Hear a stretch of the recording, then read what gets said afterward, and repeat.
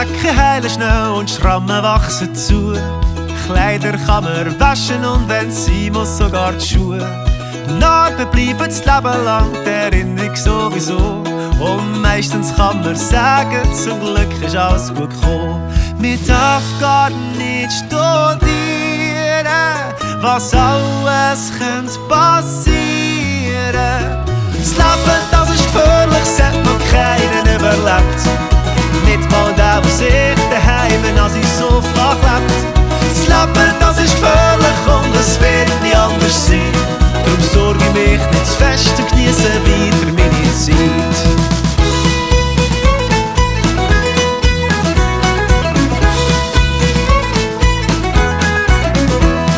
Jedes Essen wird verdaut und das Bauchweh geht vorbei. Und wenn das fremde WC stinkt, im Viertel ist das gleich. Fremde lernt man kennen, auch wenn man nichts verstehst. Mit Lachen, Händen und Füßen wirst du ans Ziel ankommen. Das Leben, das ist gefährlich, es hat noch keinen überlebt.